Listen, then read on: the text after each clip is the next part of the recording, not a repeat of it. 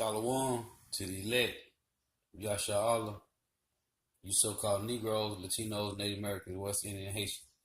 Got to give our praises to Yahweh, Bahashem, Yahweh Shai, Bahashem, Rakah, Quadash. Double honors to the apostles and the elders of Great Millstone who rule well, who teach well, and a sincere salutation to all the argue, pushing the truth throughout the four winds of the earth, waking up the hope for the elect. Shalom to the Awaf who are listening and learning. I'm Isaiah coming into another lesson in truth, fact, faith, and edification. And this is another lesson on wars and rumors of wars. Okay? Wars and rumors of wars. So Lord's will is be edifying. Welcome back again, everyone. It's Dina Kalman here with CWW7 News. And for today's broadcast, I do have some updates I'd like to bring to you in regards to the United States, Israel, Iran, as well as Russia, Venezuela, and China. And I would first like to take you to this report. Hey, man, that's all the heavy hitters right there, okay? That's all the heavy hitters. China, North Korea, Iran, Russia, and America, man. Okay, North America. These are the heavy hitters, man. Okay, wars and rumors of wars, man. This war, World War III, is on the brink, man. Okay, is around the corner, man. We are one day closer. Every day is another day closer to World War III. From the Times of Israel. And the headline reads, Iran says that the United States doesn't dare attack for fear of provoking an assault on Israel. A senior Iranian official on Sunday dismissed the United States military buildup in the region as psychological warfare, saying that the U.S. will not attack for fear of provoking an Iranian assault on Israel. The Iranian parliament's vice speaker stated that the U.S. military forces deployment in the Persian Gulf is more of the nature of psychological warfare. They are not ready for war, especially when Israel is within our range. In addition to its own missiles, Iranian proxies like Hezbollah in Lebanon and Palestinian Islamic Jihad in the Gaza Strip have hundreds of thousands of rockets aimed at Israel. Israel's energy minister, a confidant of Prime Minister Benjamin Netanyahu, warned earlier Sunday that escalating tensions between the U.S. and Iran may lead the Islamic Republic to launch a missile assault against Israel, stating that things are heating up. I wouldn't rule it out. Iran may fire rockets at Israel. He also added that Iran may also choose to attack Israel by activating its proxies. He warned that the American sanctions are breaking the neck of the Iranian economy, and a new and stronger wave of sanctions is still to come, suggesting that the danger was unlikely to pass in the near future. Speaking later in the day to the Can public radio station, he stressed that he was not privy to any particular intelligence information on Iranian plans, but noted that Iran was facing drastic economic pressure and anything could happen in such a climate, warning that the Iranians could go crazy and declare war on the whole Middle East. Meanwhile, the head of the Guard's Aerospace Division said the United States carrier was not a threat, but a target for the Iranians, stating that an aircraft carrier that has at least 40 to 50 planes on it and 6,000 forces gathered within it was a serious threat for us in the past, but now it is a target, and the threats have switched to opportunities. If the Americans make a move, we will hit them in the head. Those are definitely some fighting words. But Them President fighting Trump words for real. had some of his own. Warned on Monday, Iran would suffer greatly if it targeted U.S. interests, stating that we'll see what happens with Iran.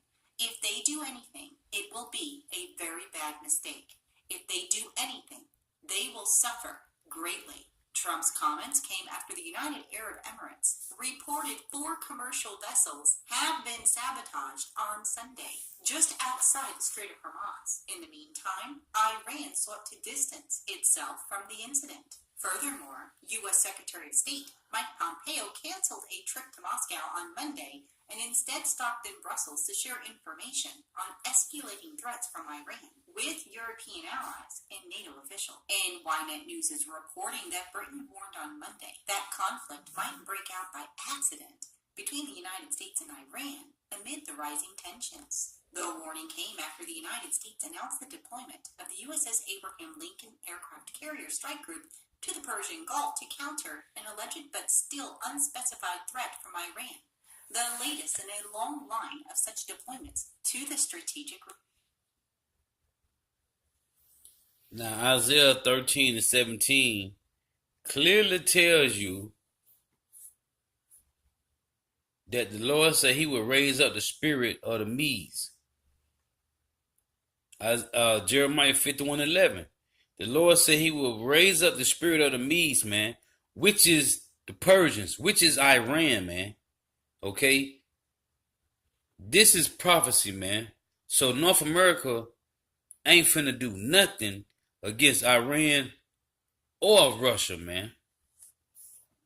Region. The British Foreign Secretary Jeremy Hunt told reporters that we are very worried about the risk of a conflict happening by accident with an escalation that is unintended really on either side, but ends with some kind of conflict. Express News is reporting, as well as other sources, that the U.S. Air Force has sent a warning to Iran by broadcasting its first message to the Middle East to defend American forces and interests of the region. The Pentagon first released a video of planes taking off from an Air Force base in Louisiana last week. Now the U.S. Air Force Central Command has released images of a B-52 bomber, which is nuclear capable, taking off from an airbase in Qatar on Sunday. The Pentagon stated this was the first mission of the Bomber Task Force deployed to the U.S. Central Command area of responsibility in order to defend American forces and interests in the region. The plane is reportedly being sent to the Middle East, as well as the U.S. Navy fleet, in response to threats from Iran. U.S. Secretary of State Mike Pompeo stated that the decision to deploy the military team towards Iran was to warn them that Washington was ready to respond in an appropriate way if threatened. He also stated in the event that Iran decided to come after an American interest, whether that be in Iraq or Afghanistan or Yemen or any place in the Middle East, we are prepared to respond in an appropriate way. Our aim is not war. The Iranian naval commander has called for the U.S. to leave the region, stating that their billion-dollar fleet can be destroyed with one missile. If they attempt any move, they will face dozens of missiles, because at that time, government officials won't be in charge to act cautiously. And Reuters is reporting that a top U.S. defense official has presented an updated military plan to President Trump's administration that envisions sending up to 120,000 troops to the Middle East should Iran attack American forces or accelerate work on nuclear weapons. Acting Defense Secretary presented the plan at a meeting of Trump's top security aides on Thursday. However, the White House did not respond for a comment, and the Pentagon declined to comment. Finally, it reports that several plans were detailed, and the uppermost option called for deploying 120,000 troops, which could take weeks or months to complete. So definitely some very interesting news. And I will continue to follow these reports and bring you updates. But there can be no denying right now that tensions are definitely escalating between the United States and Iran. However, I would like to move on Yes, and it talk is. about Russia. RT News is reporting that President Putin has stated that Russia has to obtain the means of protection against hypersonic weapons before such hardware is developed by other nations. The Russian president reminded that Russia is so far the only country in the world in possession of a hypersonic weapon, referring to the successful test of the Avangard glider earlier this year. He stated, "We have a perfect understanding that the world's leading nations will develop such weapons sooner or later. We must obtain the means of protection against such systems before hypersonic weapons are put in service by foreign militaries." During a high-profile meeting on the development of Russia's military-industrial complex, President Putin also underlined the increasing control over airspace is one of the key tasks for the country's armed forces. Finally, it reports that the state-of-the-art container radar system, which was introduced in Russia last year, provides coverage over most of the Western Europe and the Middle East. But the means to repel potential threats from the air and from space must be developed further, stated the Russian president. So it definitely does not seem that Russia's going to slow down by any means in building up their military, and neither is the United States or other nations. But hopefully they will never have to use these weapons. And with that said, I would like to move on and talk about China and the United States next. The Global Times is reporting that China has hit back at U.S. President Donald Trump's latest tariffs on Chinese goods on Monday, announcing tariffs of between 5% to 25% on 5,140 U.S.-originated products effective on June 1st, showing a rational stance of Beijing and leaving room for the two to reach a final trade deal. China said it will increase tariffs on part of $60 billion worth of U.S. goods to 25%, 20%, or 10%. Hey, Trump got these other nations subjected to 5% tariffs. fired up, man. They are pissed off, man. A statement released by the Customs Tariffs Commission of the State Council. All three major U.S. stocks plummeted on Monday's opening after China announced a tariff retaliation. The Dow fell more than 600 points. An expert advisor for the China Securities Regulatory Commission told the Global Times on Monday that China's rational move will reduce impact to global industry chains.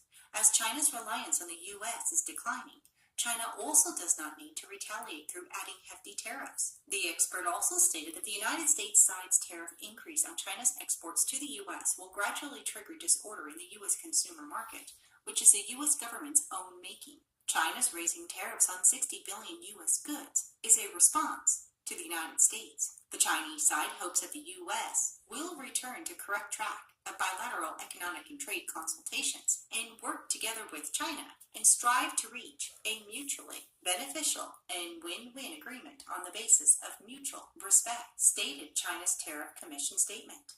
It goes on finally to report that the Deputy Director of Ministries of Commerce International Market Research Institute stated that if the U.S. wants to further escalate its trade fight with China, we are not afraid. If it wants to sit down and talk with us, we also welcome. We've made our attitude clear from the beginning.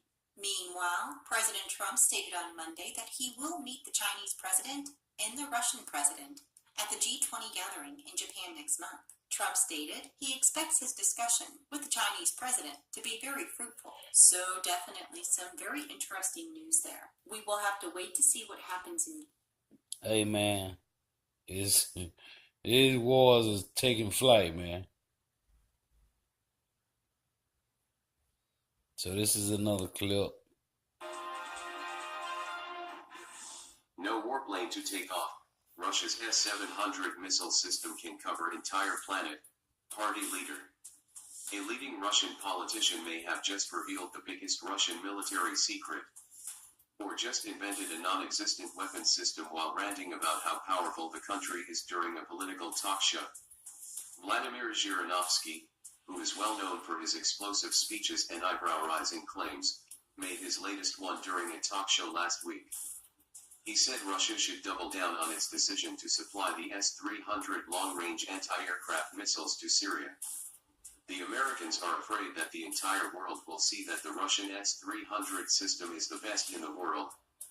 And we also have the S-400, S-500, S-600, and S-700. We can cover the entire planet, and not a single warplane will be able to take off. The bragging was met with laughter by other guests while the host, Vladimir Solovyev, intervened to joke that Zhirinovsky should be careful not to disclose all of the secrets at once.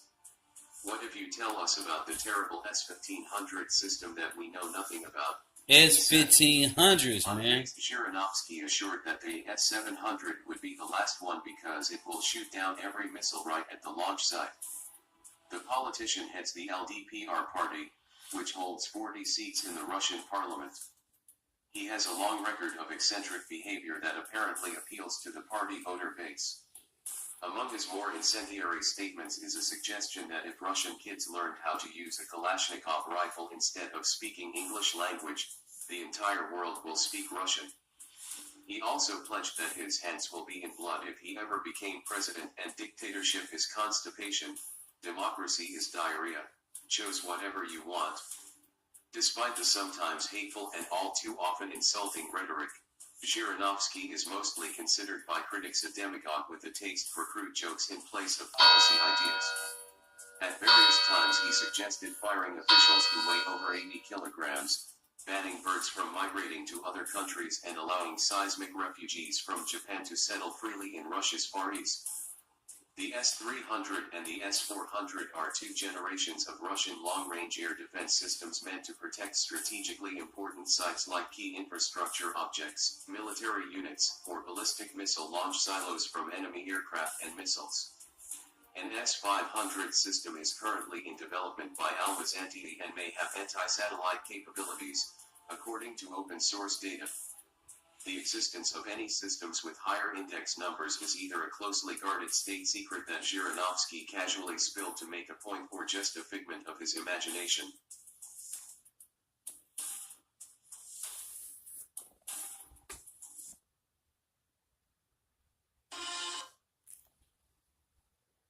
You see, this man got S-300s, this man got S-1500s, man.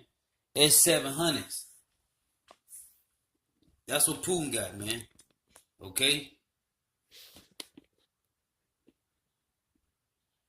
This is another clip.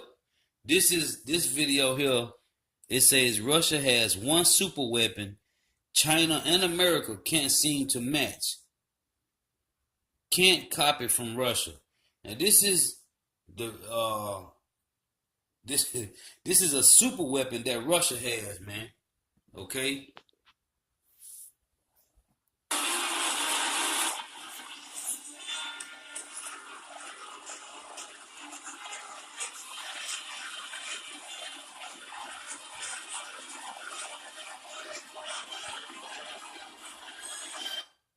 I want to play this from the beginning.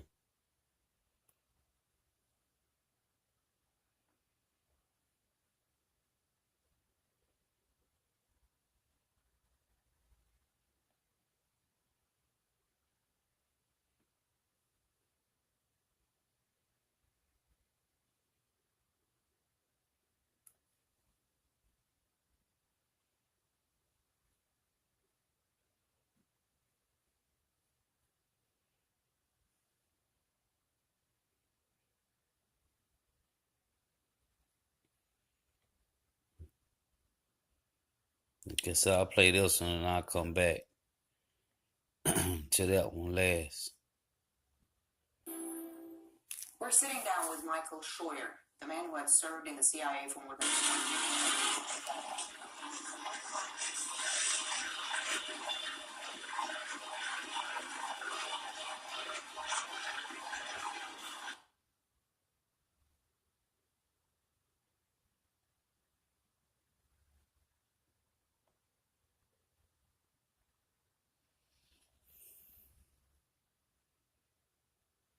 This damn internet, man.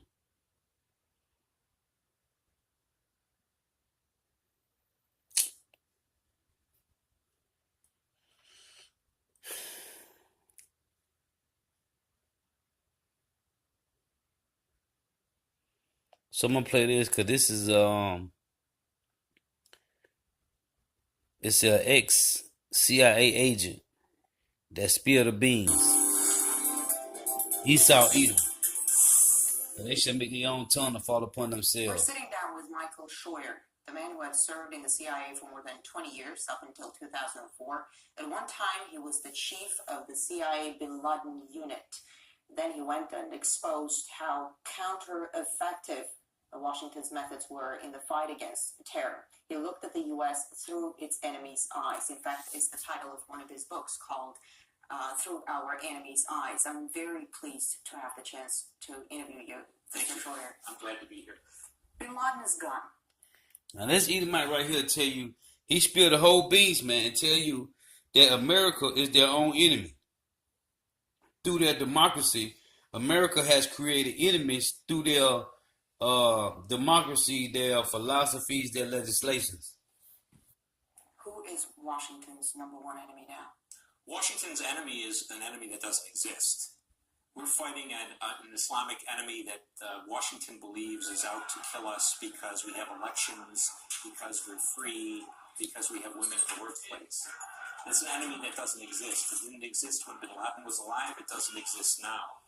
America is being attacked because of its foreign policy in the Muslim world, because of its support for Israel, because of its support for the Saudi police state, because of its presence on the Arab Peninsula. And until we accept that, until Americans can say to each other, whether you support aid to Israel or not, our relationship with Israel is causing this war, we are not going to be able to defeat this enemy. And Israel itself as a country is not the problem.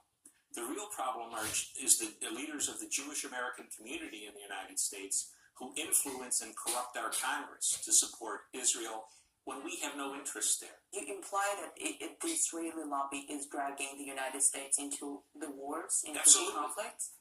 They're absolutely dragging us in. Iraq was a war that was proffered or was called for mainly. Then let me ask you this. The situation in the region, in the wake of all these revolutions in the Middle East and North Africa, you can pretty much describe it as turmoil. Turmoil is no good for Israel. Isn't there a contradiction to what you're saying? Well, the American political establishment is caught between two things. They're extremely pro-Israel, and they're almost Marxist in their belief that democracy and the spread of democracy is inevitable in all places, in all peoples, at all times. And so they need to protect the Israelis, but they can't say what is a reality. For example, there is not going to be a democracy in Tunisia or Libya or Egypt that in any way resembles democracy in the West. And yet what they've done is create anarchy. They've created a situation where the only beneficiaries are the Islamists. The guns that have flown out of Egypt, out of Tunisia, out of Libya, to the Islamists have been enormous in their volume. And the prisons that were opened in Egypt, Tunisia, and Libya have reinforced the Islamist groups across the world. So their mindless pursuit of secular democracy, at the end of the day, endangers the stability of the region and probably the whole world. Are you saying we're going to see further radicalization of the region? Oh, especially in Africa. Yes, ma'am. The guns that are flowing out of the three places where there were Arab Spring revolts are going to cause problems in Somalia, across North Africa, and in Nigeria. Let's talk about Syria. Yes. Syria says the earth will start shaking if anyone intervenes in their internal affairs. How badly does the U.S. Is the U.S. trying to interfere? Oh, I think we're interfering unconscionably.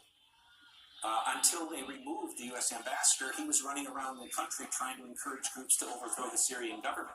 That is not the role of any diplomat, United States or Russian or Chinese or British. We have really very cold-bloodedly urged Syrians to get out in the street, knowing that they're going to get shot down by their government. Again, Syria is a country where there is no U.S. interest. Since I was a little boy, we've been afraid of the Syrians, and if you look at the map, it's hard to imagine that little blot of country called Syria could be a threat to the United States. The CIA has reportedly worked with the Syrian opposition for years. Well, I'm not sure we worked with the Syrian opposition. We've certainly worked with the Syrian government. Well, yeah. Well, then, if it's there, it's there. But our relationship with the Syrians is really a relatively unimportant one. But again, it's another very good example of the dichotomy in the thinking of American leaders.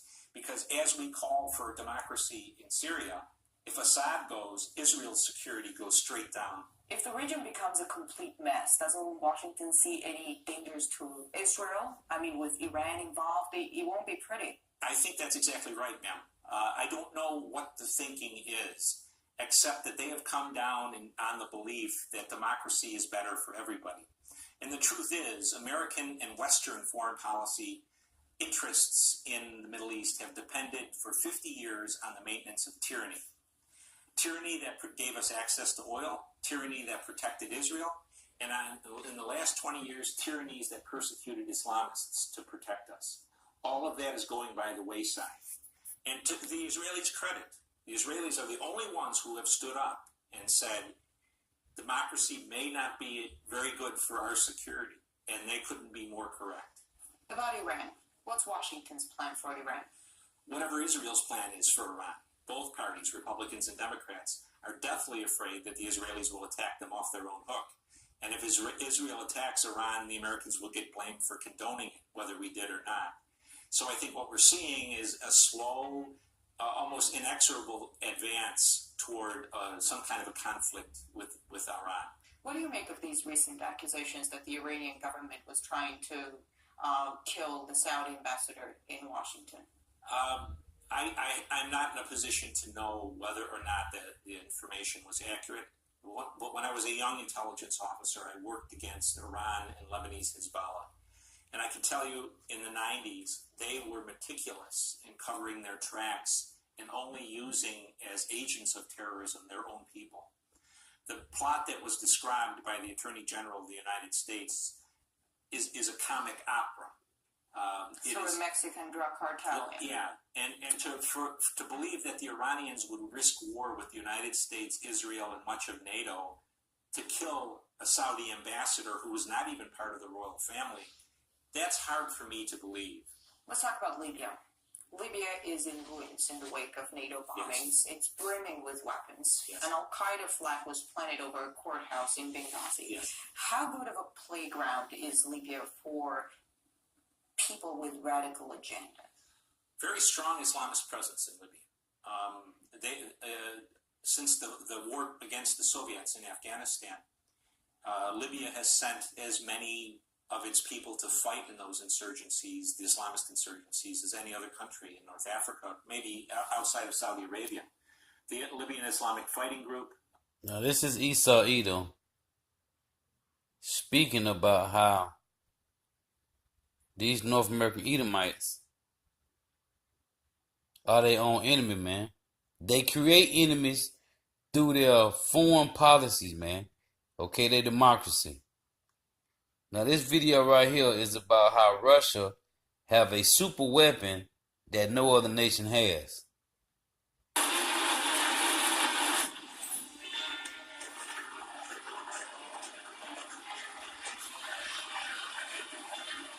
And it seems to be acting up.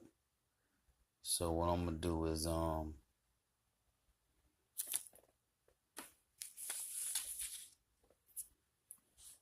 re-put it in.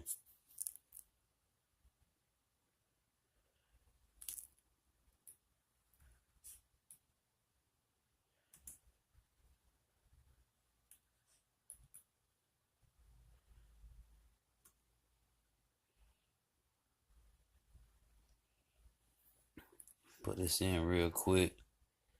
See, lucky.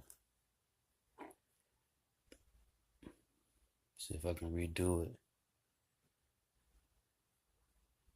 What if you could shape the future of healthcare?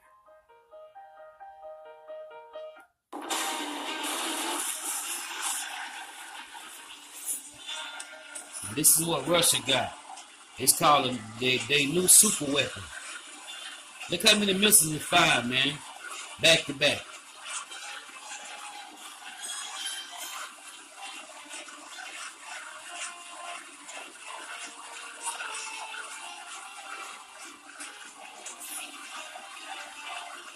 They say Russia has one super weapon China and America can't seem to match.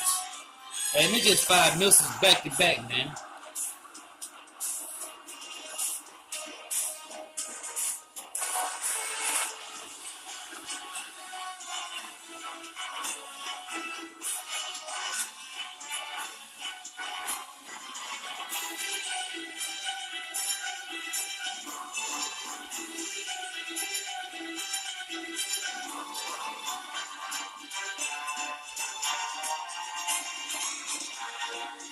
Look at that.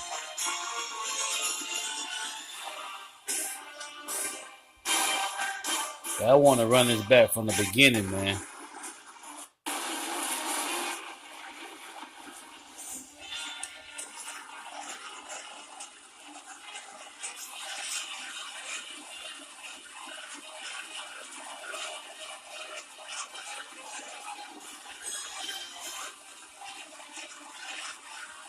This is what Russia got.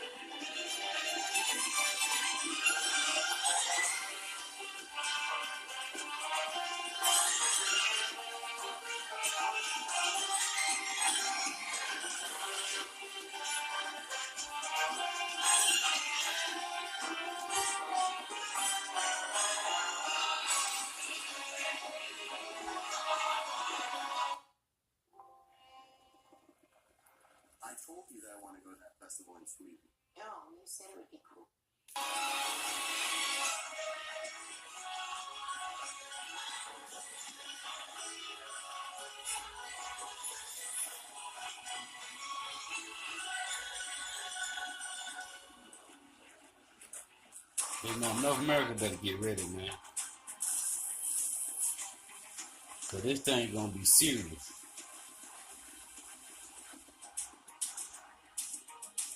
This thing gonna be serious, man.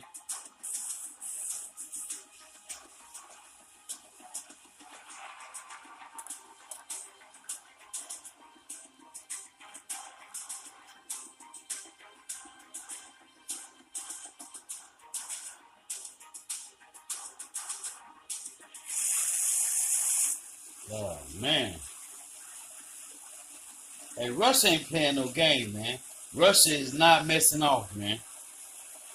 Look at that, man.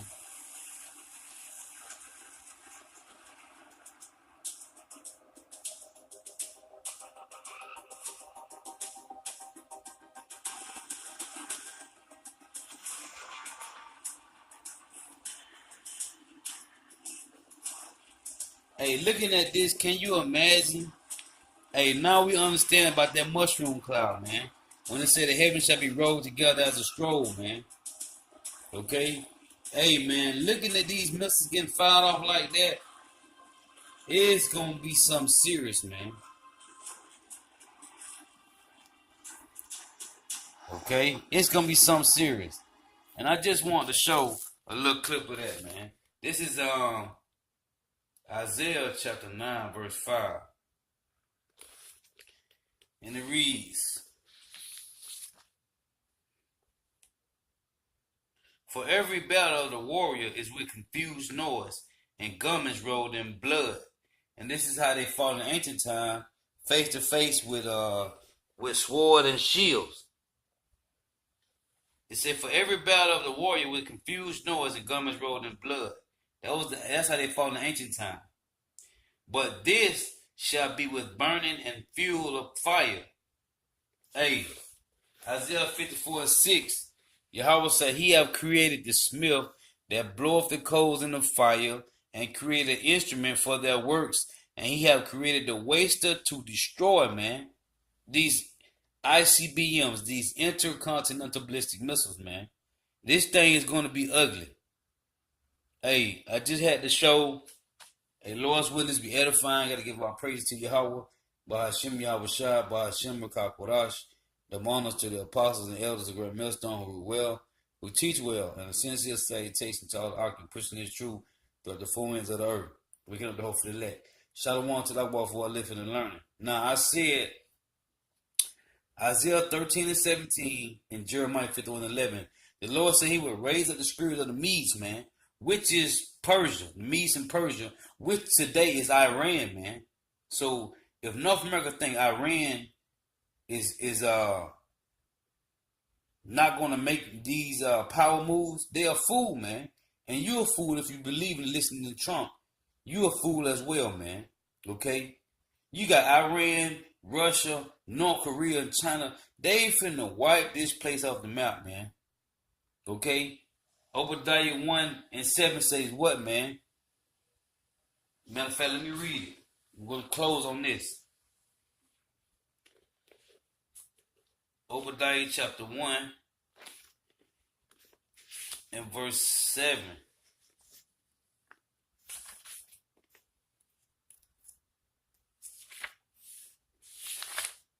And it reads, "All the men of thy confederacy have brought thee even to the border.